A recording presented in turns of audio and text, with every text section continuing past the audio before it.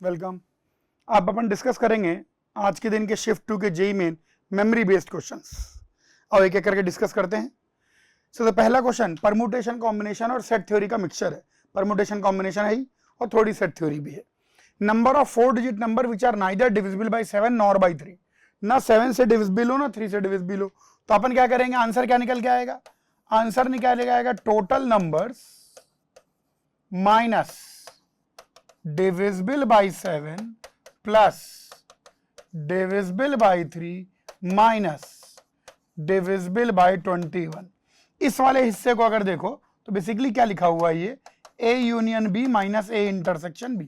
क्योंकि जब आप डिविजिबल बाय 7 काउंट कर रहे हो तो वो नंबर भी आ गए जो 3 से डिविजिबल थे, यानी वो नंबर जो 3 और 7 दोनों से डिविजिबल थे, तो आपने गलती से उनको 2 बार काउंट कर लिया, तो 1 बार घटा देंगे। तो यानी हमारा जो आंसर होगा, ऐसे नंबर जो ना 7 से डिविजिबल हो ना 3 से डिविजिबल हो, वो सीधे लॉजिकली निकल के आ जाएगा total numbers minus divisible by 7 minus divisible by 3 plus divisible by 21। ये तो लॉजिकल आंसर आ गया। अब आओ एक एक की कैलकुलेशन करें। टोटल 4 डिजिट के टोटल कितने नंबर बनेंगे? 1 2 3 4। पहली जगह भरने के 9 तरीके, बाकी हर जगह भरने के 10 10 10 तरीके, तो टोटल 9000 नंबर्स हो गए। ये वैल्यू आ गई टोटल नंबर्स की। अब डिविजिबल बाय 7 से शुरू करते हैं। डिविजिबल बाय 7, अगर आप डिविजिबल बाय 7 करें तो हर 7वां नंबर 7 से डिविजिबल होगा, यानी 7 से डिविजिबल नंबर क्या बनाएंगे? Arithmetic progression. तो पहला नंबर जो 7 से डिविजिबल होगा 1001, फिर 1008 एंड सो ऑन। तो टोटल कितने नंबर 7 से डिविजिबल होंगे वो अपन अर्थमेटिक प्रोग्रेशन से पता लगा सकते हैं। 9996 will be the last number divisible by 7। Greatest integer से भी करके कर सकते हो, ये ऐसे कर लो, इज इक्वल टू 1001 मरस डिविजिबल बाय 7 माइनस 1 इंटू 7। तो इसको हम सॉल्व करेंगे तो यहां जो n की वैल्यू आ जाएगी ये 1286 आ गई, यानी ये क्या आ गई? ये वैल्यू आ गई डिविजिबल बाय 7। सिमिलरली अगर हम लोग डिविजिबल बाय 3 की सीरीज बनाएं तो डिविजिबल बाय 3 की जो सीरीज बनती है वो इस प्रकार से बनेगी 1002 1005 एंड सो ऑन। और इसमें जो आखिरी नंबर डिविजिबल बाय 3 होगा वो होगा 9999। तो टोटल कितने नंबर हो गए? वापस से एपी का फॉर्मूला लगा लीजिए, nth टर्म का 9999 is 1002 plus n minus 1 into common difference 3। तो यहां अपन सॉल्व करेंगे तो n की वैल्यू निकल के आ जाएगी 3000 विच इज डिविजिबल बाय 3। तो ये लीजिए, टोटल नंबर भी निकाल लिया, डिविजिबल बाय 7 में निकाल लिया, डिविजिबल बाय 3 भी निकाल लिया। आखिरी डिविजिबल बाय 21। अब 21 से अगर अपन डिविजिबिलिटी बात करते हैं तो 21 के अंदर यूं आएगा 1008 एंड सो ऑन, आखिरी डिजिट 9996। तो यहां पर अपन करेंगे 9996 is equal to 1008 plus n minus 1 into 21। तो इसको सॉल्व करने पर n की वैल्यू आ जाएगी 429, यानी 429 उतने नंबर्स हो गए जो कि डिविजिबल बाय 21। तो ये लीजिए, अपने पता कलर बदल लेते हैं, यस। तो भाई टोटल नंबर्स की वैल्यू भी पता हो गई, डिविजिबल बाय 7 भी पता हो गया, डिविजिबल बाय 3 भी पता हो गया और डिविजिबल बाय 21 भी पता हो गया। सारी वैल्यू रख दीजिए, कैलकुलेट कर लीजिए, तो इसकी वैल्यू फाइनल कैलकुलेशन पर निकल के आ जाएगी 5143। तो भाई 5143 तो सेकेंड लिमिट और क्वालिटी के क्वेश्चन का मिक्स क्वेश्चन। बेसिकली क्वालिटी के क्वेश्चन बनानी है, लिमिट से रूट निकालने, ए की वैल्यू यहां से निकालनी है। इसको देखो कौन सी फॉर्म है ये 1 की पावर इंफिनिटी फॉर्म है। x को 0 रख दे, 1 की पावर इंफिनिटी। 1 की पावर इंफिनिटी को कैसे सॉल्व करते हैं? तो 1 की पावर इंफिनिटी को सॉल्व करेंगे e की पावर में क्वेश्चन का base into power into base minus 1। तो ये आ जाएगा, एक मिनट इसको मिटा देते हैं। तो यहां से ये चीज निकल के आ जाएगी पावर इंटू बेस माइनस 1। तो इसको अपन सिंप्लीफाई कर लेते हैं। तो e की power limit x approaches 0, 1 minus cos x कर लें क्योंकि स्टैंडर्ड लिमिट है, माइनस n बाहर निकाल लें, नीचे tan x निकल के आ जाएगा। इसको x से मल्टीप्लाई डिवाइड कर दें और एक और x से मल्टीप्लाई डिवाइड कर दें। तो आइए स्टैंडर्ड लिमिट्स का यूज कर लें। 1 माइनस कॉस 0 अपॉन सेम 0 का स्क्वायर, ये हाफ आ जाएगा। tan 0 अपॉन सेम 0 1 आ जाएगा, लेकिन मल्टीप्लाइड बाय 0 सब कुछ 0 हो गया, तो e की पावर 0, तो इसकी वैल्यू कितनी आ गई? 1। ये ए की वैल्यू आ गई कैपिटल ए। बी को देखें, यहां पर अगर बी की बात करें तो बी में न्यूमरेटर में क्या है, a cube minus a kind of है। यानी अपन क्या करेंगे, क्वेश्चन को शुरू से ही ध्यान देंगे, न्यूमरेटर से अगर हम tan x को कॉमन ले लें तो यहां पर tan स्क्वायर एक्स माइनस 1 बचेगा, tan स्क्वायर एक्स माइनस 1 बचेगा, tan x plus 1 into tan x minus 1, ये निकल के आ गया tan x plus 1 into tan x minus 1। अब देखिए ध्यान से, और नीचे cos x plus pi by 4 है।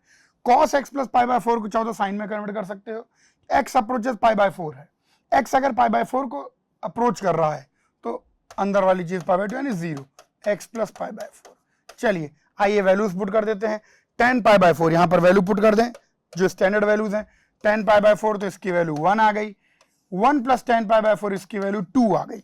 जो वैल्यूज अपन को नोन है उनको बाहर निकाल लें, तो 2 बाहर आ गया और लिमिट के अंदर x अप्रोचेस पाई बाय 4 और यहां पर निकल के आ गया tan x minus 1 cos x plus pi by 4।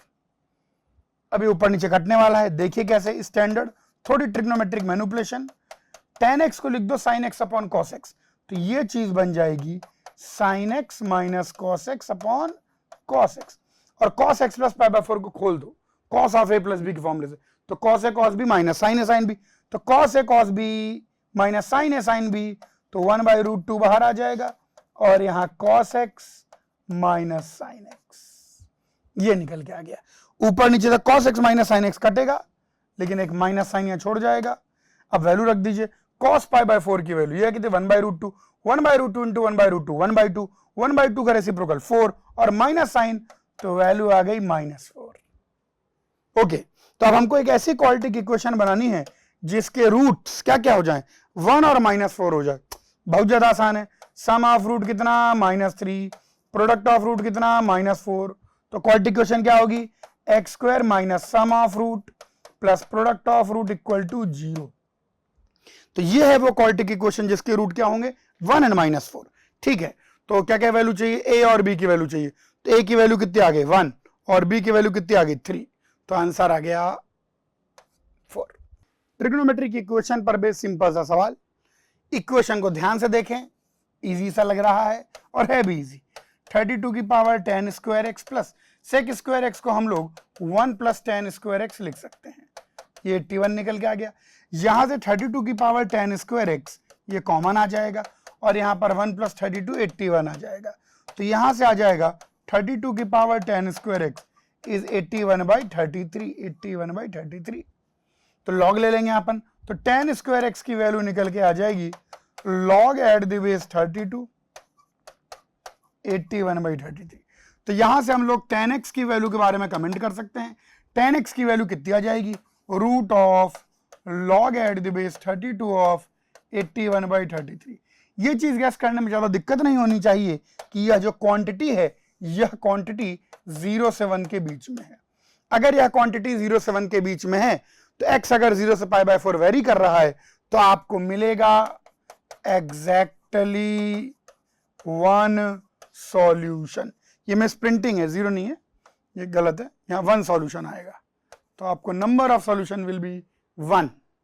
एक और क्वेश्चन मैट्रिक्स पर बेस्ड, छोटे कंसेप्ट पर बेस्ड, आई और ए, आई मतलब आइडेंटिटी मैट्रिक्स, आइडेंटिटी मैट्रिक्स हर मैट्रिक्स साथ कम्यूटेटिव होता है, तो आपको बेनिफिट क्या है कि इसको आप अपने नॉर्मल फॉर्मूले से डायरेक्टली एक्सपेंड कर सकते हैं, तो बन जाएगा I cube minus a cube plus 3a square minus 3a, ये किसके बराबर है, i माइनस ए क्यूब।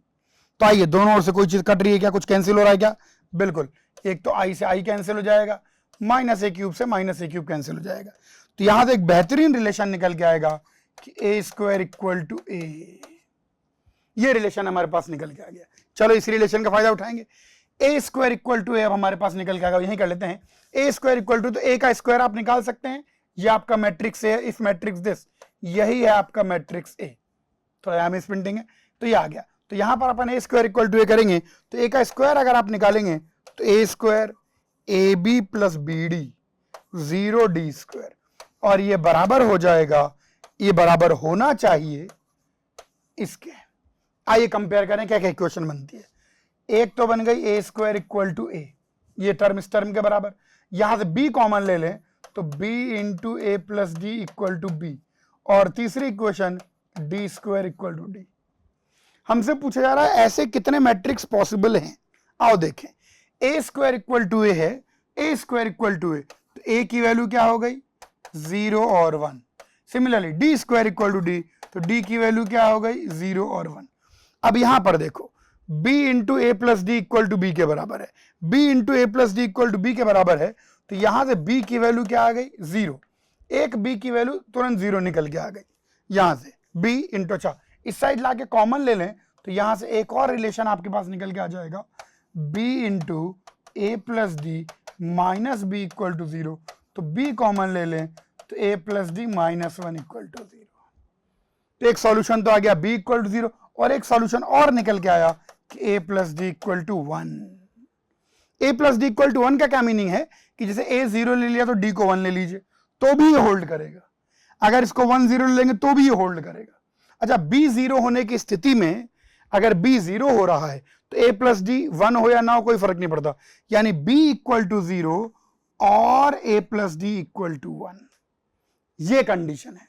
अगर b 0 नहीं है तो ये, तो a की वैल्यू 0 1 में से कुछ भी चलेगी, d की वैल्यू 0 1 में से कुछ ही चलेगी, और यहां पर b 0 या a प्लस डी 1, तो कुल मिला के इसकी भी 2 वैल्यू हैं, इसकी भी 2 वैल्यू हैं, और इसकी 2 पॉसिबिलिटी हैं, तो कुल मिला के 8 अलग अलग प्रकार के मैट्रिक्स पॉसिबल हैं।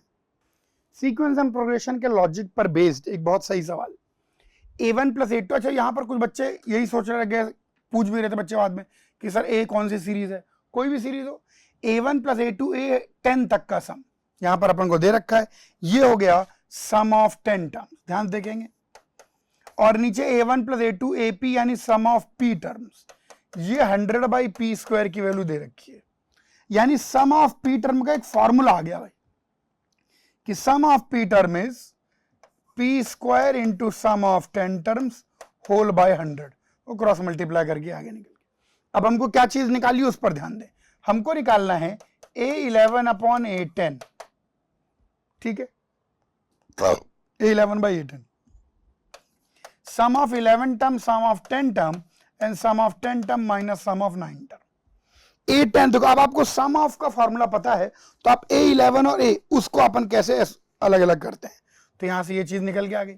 अब सम ऑफ 11, अब ये फॉर्मूला अपन लगाते चलेंगे, इस फॉर्मूले को लगाते चलिए, ध्यान देखिए, सम ऑफ 11 टर्म कितना हो जाएगा 11 square into s10 upon 100 minus sum of 10 term, उसको रहने दे sum of 10 term whole upon sum of 10 term, sum of 10 term रहने ही दें यहां पर, sum of 9 term, sum of 9 term कितना हो जाएगा 9 स्क्वायर इंटू s10 अपॉन 100, क्योंकि सम ऑफ p टर्म का फॉर्मूला अपन ऑलरेडी निकाल चुके हैं, तो s10 s10 s10 एक कांस्टेंट की तरह कट गया, तो सब कुछ कट गया यहाँ पर, s10 s10 s10 मतलब कट गया, तो 11 square by 100 minus 1 upon 1 minus 9 square by 100।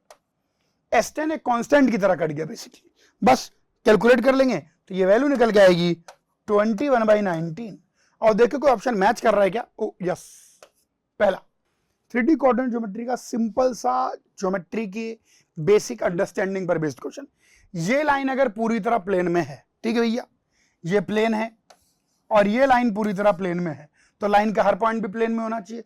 Line को देखकर क्लियरली लाइन पर एक पॉइंट आ रहा है और लाइन पर पॉइंट है 2, 3, 0। अब ये प्लेन में लाई करना चाहिए, तो लाइज इन द प्लेन, तो इसको प्लेन में लाई करा दीजिए। तो जैसे ही आप इसको प्लेन में लाई करवाएंगे तो x2 आ गया, प्लस 3 इंटू 3 9 आ गया, minus 0 plus beta equal to 0। तो यहां से बीटा की वैल्यू कितनी निकल के आ गई -11, तो बीटा की वैल्यू हमारे पास -11 निकल के आ गई। दूसरा इंपॉर्टेंट इंफॉर्मेशन या दूसरी इंपॉर्टेंट ज्योमेट्रिकल प्रॉपर्टी, अगर लाइन प्लेन में है तो प्लेन का नॉर्मल वेक्टर लाइन के डायरेक्शन के परपेंडिकुलर होगा, यानी प्लेन के नॉर्मल वेक्टर का लाइन के डायरेक्शन का डॉट 0। तो लाइन का जो डायरेक्शन है वो कुछ नहीं है, alpha i cap minus 5j cap plus 2k cap, और प्लेन का नॉर्मल वेक्टर यहीं से मैं ले लेता हूं, और ये आ गया। ये प्लेन का नॉर्मल वेक्टर कितना है, i cap plus 3j cap minus 2k cap, इनका डॉट प्रोडक्ट 0, यानी alpha minus 15 minus 4 equal to 0। तो अल्फा की वैल्यू बेहतरीन निकल के आ गई 19। तो अपने को क्या पूछा गया, अल्फा प्लस बीटा।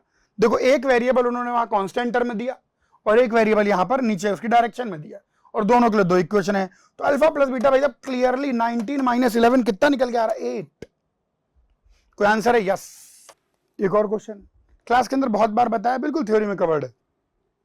किसी भी सीक्वेंस में, किसी भी प्रोग्रेशन में जरा सा भी जीपी जैसा अंश दिखाई पड़े, खुद जीपी या ए जीपी अर्थमेटिक ज्योमेट्रिक प्रोग्रेशन, या उसके अलावा भी कोई भी है जिसमें जरा सा भी जीपी का अंश दिख रहा है, तो उसका सम निकालने का तरीका multiply by common ratio and subtract.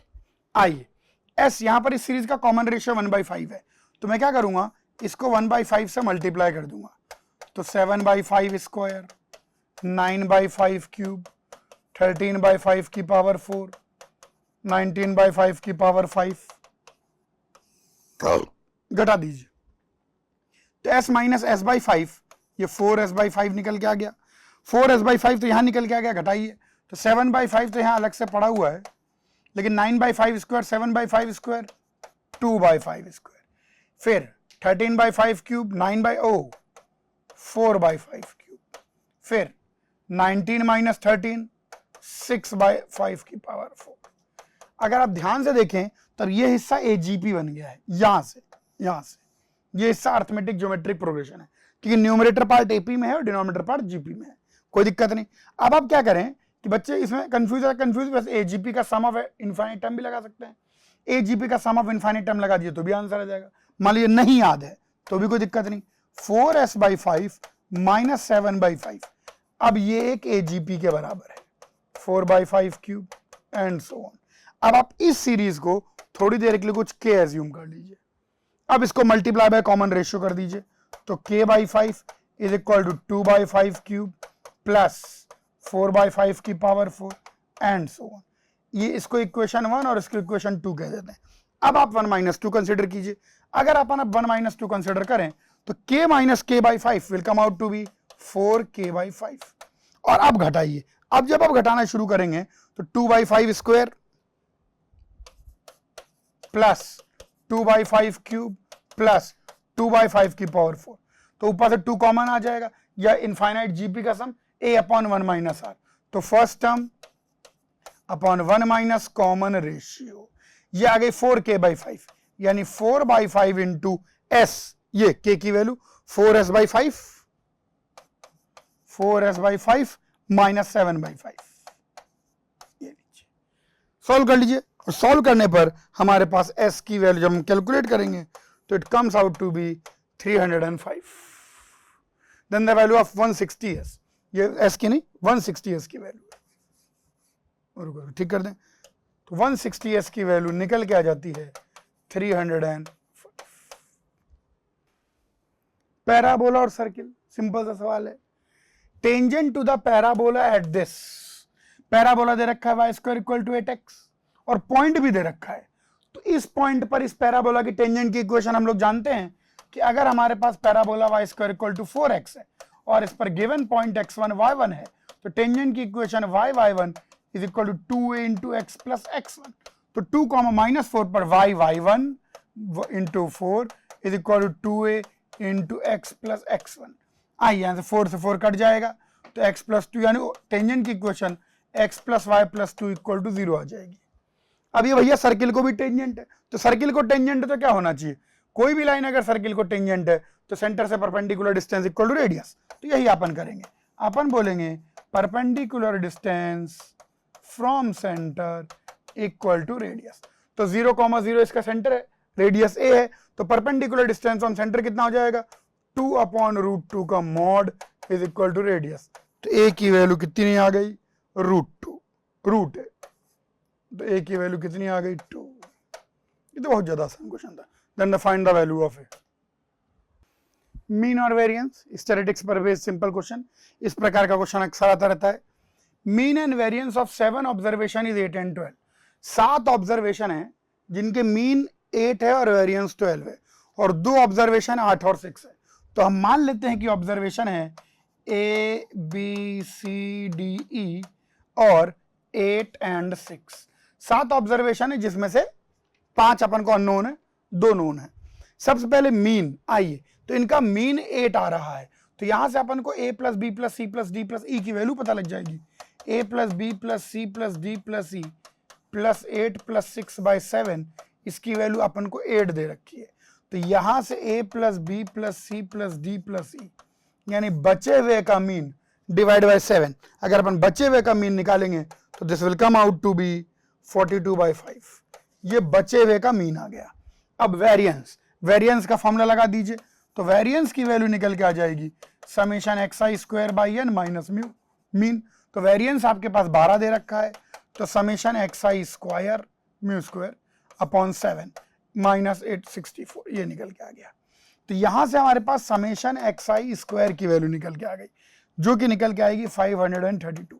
तो समेशन xi स्क्वायर का मतलब a square plus b square plus c square plus d square plus e square plus 8 8 64 plus 6 6 36, ये 532। तो बचे हुआ जो सम है, बचे हुए 5 का, यानी a square plus b square plus c square plus d square plus e square, इसकी वैल्यू जो हमारे पास निकल के आ जाएगी वो आ जाएगी 432। ये लीजिए, तो ये हमारे पास निकल के आ गई 532। यहां पर ये प्रिंटिंग एरर है, इसको 32 कर लें, तो ये निकल के आ गया। अब आपको क्या निकालना है? बचे हुए का वेरिएंस निकालना है, रिमेनिंग 5 ऑब्जर्वेशन। तो रिमेनिंग 5 ऑब्जर्वेशन का मीन भी पता है और रिमेनिंग 5 ऑब्जर्वेशन के स्क्वायर का सम भी पता है, तो वेरिएंस हम डायरेक्टली निकाल सकते हैं। सबके स्क्वायर का सम 432 डिवाइड बाय 5 माइनस मीन का स्क्वायर, तो यहां पर आ जाएगा 42/5 का होल स्क्वायर, जिसको अगर आप कैलकुलेट कर लेंगे तो ये चीज निकल के आ जाएगी 396/25। कैलकुलेशन थोड़ी कचरा सी है, खैर कोई बात नहीं। 396/25, सो करेक्ट ऑप्शन 2। बाकी कैलकुलेशन पार्ट थोड़ा वो है, लेकिन क्वेश्चन करने में कहीं कोई दिक्कत नहीं है। बहुत अच्छा question, inverse trigonometric function domain पर based. Sine inverse of this plus cos inverse of this की डोमेन निकालनी है, आई एस की डोमेन निकालें। तो डोमेन निकालने क्या क्या कंडीशन रहेंगी? 3x square plus x minus 1 upon x minus 1 का होल स्क्वायर, ये -1 से 1 के बीच होना चाहिए, and x minus 1 upon x plus 1, ये भी -1 से 1 के बीच होना चाहिए। एक नहीं, दो नहीं, तीन नहीं, बल्कि ये चार अलग अलग इनइक्वालिटी बन रही हैं। आइए इस इनइक्वालिटी को सॉल्व करेंगे, यानी -1, तो यहां से हमारे पास सिंपल इनइक्वालिटी है, इसको सॉल्व करने पर x की वैल्यू निकल के आती है -∞ से 0 यूनियन 1/4 से इन्फिनिटी। ये वाली इनइक्वालिटी सॉल्व करेंगे कि ये 1 से छोटी होनी चाहिए, तो इसको सॉल्व करने पर आपके पास x की वैल्यू आ जाएगी -2 से हाफ। ऐसे यहां पर भी डबल इनइक्वालिटी है, ये वाली इनइक्वालिटी अगर अपन सॉल्व करते हैं तो यहां से x की वैल्यू निकल के आती है -∞ से -1 यूनियन 0 से 8। ध्यान देखें, ये वाली इनइक्वालिटी सिंपल है, ये वाली इनइक्वालिटी अपन सॉल्व करते हैं तो x की वैल्यू निकल के आती है -1 से इन्फिनिटी। चार के चारों का इंटरसेक्शन लेना है, क्योंकि ये -1 से बड़ा भी होना चाहिए, ये 1 से छोटा भी होना चाहिए, ये भी -1 से बड़ा और 1 छोटा। चार के चारों का इंटरसेक्शन लेंगे, कॉमन लेंगे, तो फाइनली जो x की वैल्यू आपके पास निकल के आएगी वो आएगी 0 यूनियन 1/4 टू 1/2। कोई आंसर मैच कर रहा है क्या? Yes.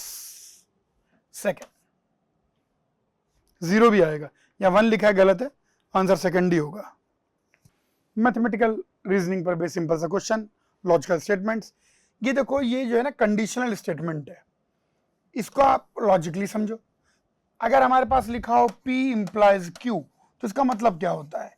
If P then Q। अब ये चीज गलत कब होगी? ये गलत तब होगी, ये चीज निगेट या रॉन्ग कब हो जाएगी? क्योंकि ये चीज क्या कहती है? P अगर है तो Q है, if P then Q, P हुआ तो Q होगा, तो निगेट कब होगी? P हो एंड Q ना हो, क्योंकि ये कह रहा है P होने पर Q होगा, लेकिन अगर ऐसा हो जाए P हो जाए लेकिन Q ना हो तो निगेट हो गई। बस इसी बात को पकड़ना है, निगेशन ऑफ। ध्यान सुनना है, P और R दिखने में लेंदी है, Q और R का जबरदस्ती यूज कर रखा है क्या? ये लीजिए, अब इसका निगेशन की बात करेंगे तो ये क्या होगा? P हो एंड Q और R ना हो, ये आ जाएगा निकल के। P हो, ये एग्जैक्टली यही चीज अपन यूज किए, एंड Q और R ना हो, यहां पर ये चीज इसका निगेशन निकल के आ जाएगी, एंड। अब देखिए ध्यान से, Q और R, डी मॉर्गन्स लॉ अपन लगा सकते हैं, ये डी मॉर्गन्स लॉ बेसिकली लग रहा है। डी मॉर्गन्स लॉ Q और R यूनियन की तरह अपन समझ सकते हैं, तो आ जाएगा not Q and not R। यहां से यहां कैसे पहुंचे? डी मॉर्गन लॉ से। अब एंड है तो P और R तो यहीं पड़े रहने दें, यहां भी एंड है, यहां भी एंड है, तो and not R and not Q, इन तीनों को लें। अब आप बोलेंगे इन तीनों को क्यों लें? इन तीनों को इसलिए लें क्योंकि R और नॉट R उलझा हुआ है, तो R और नॉट R से कुछ फायदा हो सकता है, तो यहां पर डिस्ट्रीब्यूटिव लॉ लगा दें, तो P एंड नॉट R और R एंड नॉट R, और ये एंड नॉट Q तो पड़ा ही हुआ है। अब R एंड नॉट R तो भैया हमेशा फॉल्स ही होगा, और अब समझिए समथिंग और फॉल्स समथिंग के बराबर ही आ जाएगा, तो ये जो तीनों का तीनों हिस्सा है समथिंग और फॉल्स, तो ये आ जाएगा P and not R and not Q, गलत सिंबल, एंड नॉट Q, ये नॉट Q तो as it is and not Q, तो एक बार जब यहां से अलग हुआ तो ये बस ये लास्ट तक चलता ही रहा, उसके बाद कोई ऑपरेशन नहीं है, सारा ऑपरेशन यहां पर है। तो कुछ मैच कर रहा है क्या? P and not R and not Q, P and not R and not, हाँ ठीक है, यस। सेकंड फंक्शनल इक्वेशन पर बेस सिंपल सा क्वेश्चन, मैनिपुलेशन है, बढ़िया सा रिलेशन दे रखा है, f of m plus n is equal to f m plus f n, और f ऑफ 6 की वैल्यू 18 दे रखी है, और हमको f2 इंटू f3 निकालना है, यानी हमको f2 की वैल्यू निकालनी है और f3 की वैल्यू निकालनी है, दोनों वैल्यू हम लोग निकालना चाहते हैं। चलिए f6 से ही शुरुआत करते हैं, f6 की वैल्यू 18 दे रखी है, यानी f ऑफ 3 प्लस 3 18 दे रखा है, यानी f3 प्लस f ऑफ 3 18 दे रखा है, यानी f ऑफ 3 की वैल्यू 9 निकल के आ गई। अब f ऑफ 3 पर आ जाइए, f ऑफ 3 अपन यहां से शुरुआत करते हैं, ध्यान देखें, f ऑफ 3 इसको फिर से ब्रेक करते आओ, f of 2 plus 1 is equal to 9 दे रखा है, तो f of 2 plus f of 1 equal to 9 निकल के आ गया। अब f ऑफ 2 को फिर ब्रेक कर दो, f of 1 plus f of 1, तो ये चीज आ जाएगी f of 1 plus f of 1 plus f of 1 equal to 9 आ गया, यानी f ऑफ 1 की वैल्यू कितनी निकल के आ गई? 3 निकल के आ गई। तो f ऑफ 2 की वैल्यू कितनी निकल के आ गई? 6 निकल के आ गई। f of 1 plus f of 1 basically उसी चल रहा है, बेसिकली kn फंक्शन है, अगर अपन फंक्शन से तो k टाइम्स n फंक्शन। खैर f2 की वैल्यू 6 आ गई, f3 की वैल्यू 9 आ गई, 9 6 54। वेक्टर पर बेस्ड, दिखने में भयानक, करने में आसान। एक एक्सप्रेशन दे रखा है अपन को, और उस एक्सप्रेशन के अंदर ABC unit vector mutually perpendicular to each other. तो ABC unit vector mutually perpendicular to each other का मतलब हो गया कि mod A, mod B, mod C तीनों की वैल्यू 1 है, साथ में A dot B, B dot C, C dot A, इन तीनों की वैल्यू 0 है। इस बात पर ध्यान देना है, mod A, mod B, mod C तीनों की वैल्यू 1 है।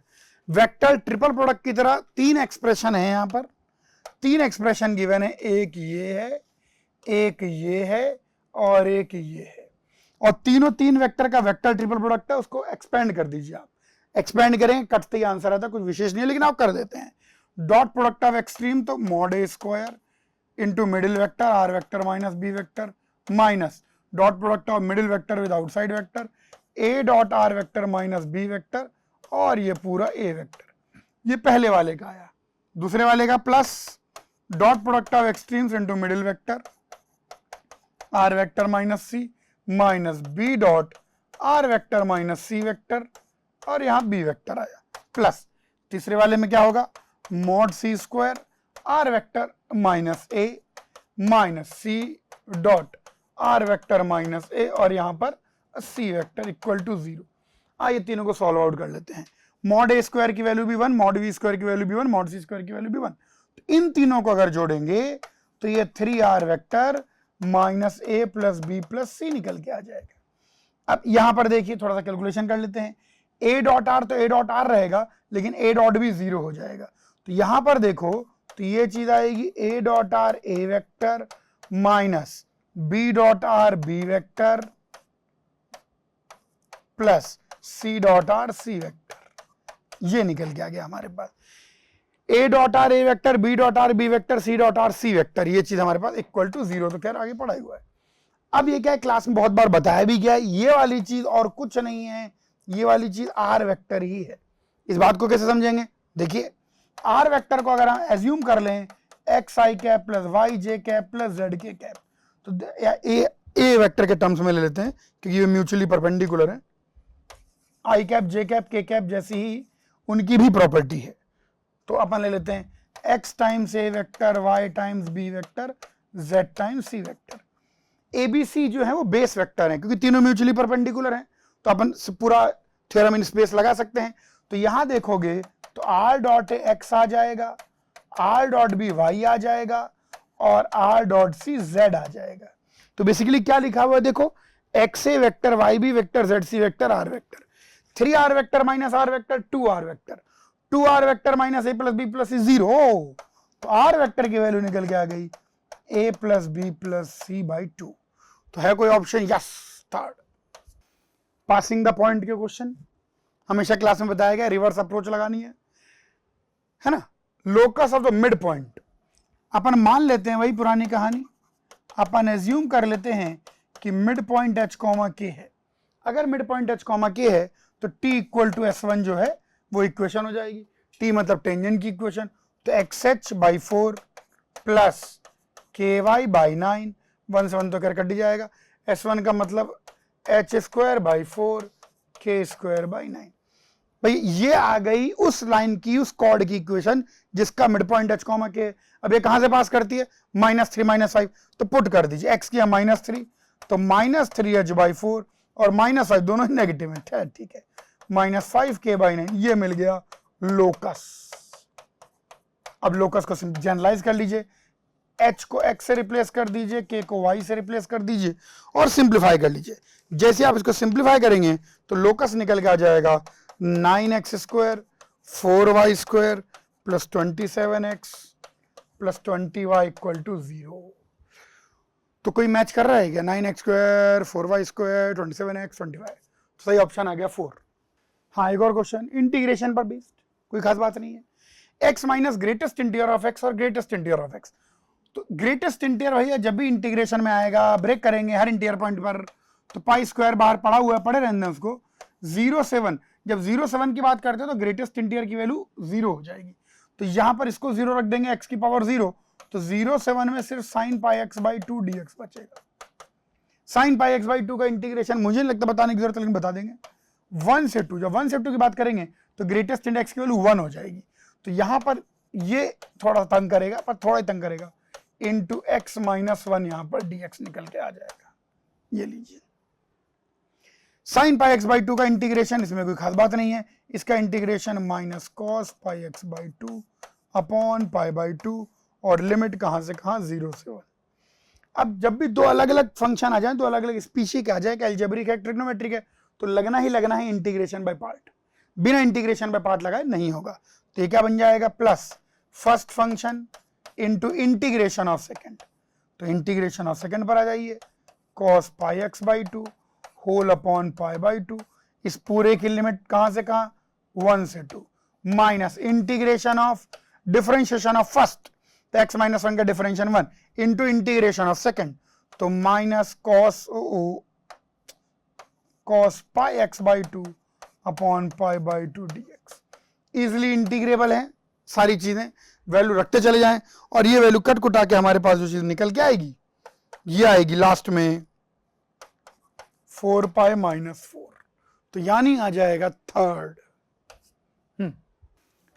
Angle between the curve this and this, angle between the curve निकालना है। इसको करने का ज्यादा अच्छा तरीका वैसे ये होगा कि आप ए और बी की वैल्यू पुट कर लें फटाफट, मतलब जैसे एग्जाम में फास्ट करने के लिए पर्टिकुलर पीवीएम ए और बी की अगर वैल्यू पुट कर लें तो आपको एंगल फटाफट मिल जाएंगे। लेकिन जनरल अगर करना चाहें तो सबसे पहले क्या करना पड़ेगा, दोनों कर्वों का हमको निकालना पड़ेगा point of intersection. X square by a square plus y square by b square solve करके निकालेंगे पॉइंट ऑफ इंटरसेक्शन। पहली इक्वेशन को आप लिख लीजिएगा b square x square a square y square is equal to a square b square. दूसरी equation को आप लिख लीजिएगा x square plus y square equal to a b. इनको सॉल्व आउट करेंगे तो इनका पॉइंट ऑफ इंटरसेक्शन बहुत ही सही निकल के आता है, root of a square, symmetric है दोनों तो अच्छा आ ही आता है, सिमेट्रिक काइंड ऑफ, तो root of a b square upon a plus b. सबसे पहले पॉइंट ऑफ इंटरसेक्शन। अब एग्जामिनेशन में गिवन टाइम के अंदर मतलब इस क्वेश्चन को पूरा सिस्टमेटिकली करना लंबा कार्यक्रम है, तो ए और बी की वैल्यू रख के खट से बनाना ज्यादा इजी पड़ेगा। खैर, तो पॉइंट ऑफ इंटरसेक्शन निकल के आ गया। एक कर्व को हम 1 कह देते हैं, इस कर्व को हम 1 कह देते हैं और इस कर्व को हम 2 कह देते हैं। पहले कर्व को डिफरेंशिएट करके स्लोप ऑफ टेंजेंट निकालनी पड़ेगी। किस पॉइंट पर? इस पॉइंट पर। तो पहले कर्व को डिफरेंशिएट करें और x और y की जगह वैल्यू रख दें, तो वहां से पहले कर्व की स्लोप यानी जो m1 की वैल्यू आपको कैलकुलेट करके आनी चाहिए वो निकल के आ जाएगी आपके पास -b² x upon a² y, और m2 की वैल्यू -x/y, ये निकल के आ गई। जहां पर x और y ये पॉइंट है, let us call them x1 y1, तो x1 y1 x1 y1, इनकी वैल्यू लास्ट में रख देंगे। यही हमारा x1 है और यही हमारा y1 है। यहां पर ये theta, then the value of tan theta. तो tan थीटा की वैल्यू क्या होती है?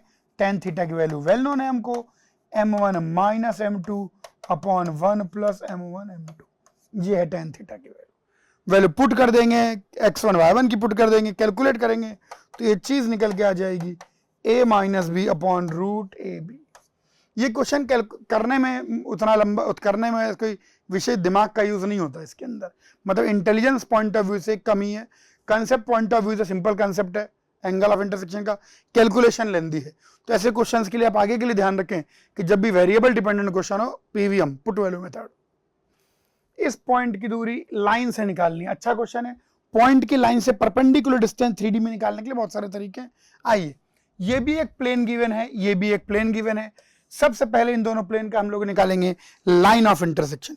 तो इनके लाइन ऑफ इंटरसेक्शन निकल के आएगी x plus 2/5 upon -1 is x plus 1/5 upon -3 is z minus 0 upon -5। ये निकल के आ गई इनकी लाइन ऑफ इंटरसेक्शन। अब यूं समझिए कि ये, इसको ऐसा समझिए, बहुत सारे तरीके करने के, लेकिन एक तरीका अपन लगा लेते हैं। ये पॉइंट है P, ठीक है, थोड़ा सा कोई पॉइंट, तो आ गया -2 1 2। अब इस पर, इस लाइन पर कहीं ना कहीं कोई पॉइंट Q है। Q पॉइंट मतलब ये वाला पॉइंट, -2/5 -1/5 0, और लाइन की डायरेक्शन हमको पता है -i कैप -3j कैप -5 के कैप। अब हमको तो डिस्टेंस का मतलब हमेशा परपेंडिकुलर डिस्टेंस होता है, तो हमको बेसिकली PA डिस्टेंस चाहिए। तो हम क्या करेंगे, PQ डिस्टेंस निकाल लेंगे डिस्टेंस फॉर्मूला से। PQ डिस्टेंस निकालने के लिए आपको एक्स्ट्रा कुछ भी नहीं करना है, PQ distance simply distance formula से हमारे पास निकल के आ जाएगी। ओके, और QA डिस्टेंस निकाल लेंगे PQ का प्रोजेक्शन ऑन दिस लाइन। तो QA जो डिस्टेंस आएगी that will be nothing but projection of QP vector on line, line vector, ये हो गया हमारा लाइन वेक्टर। तो अगर अपन QA डिस्टेंस निकाले हैं तो ये निकल के आती है 12 upon √35 projection of QP vector on line. और आपको जो रिक्वायर्ड है AP, तो AP स्क्वायर और कुछ नहीं, ये चीज निकल के आ जाएगी PQ square minus QA square. तो PQ स्क्वायर की वैल्यू निकल के आ जाएगी 64, सीधे डिस्टेंस फॉर्मूला लगा दीजिए, तो यहां पर आ जाएगा अपने पास PQ स्क्वायर 64/25 प्लस 36/25 प्लस 4, और QA स्क्वायर की वैल्यू हमको पता ही है, यहां सीधे डिस्टेंस फॉर्मूला लगाया है, QA स्क्वायर आ गया 144/35। सॉल्व करेंगे तो अपने पास जो AP लेंथ निकल के आएगी 2√34/35। काफी क्रमबर सम कैलकुलेशन है इसके अंदर, खैर 2√34/35।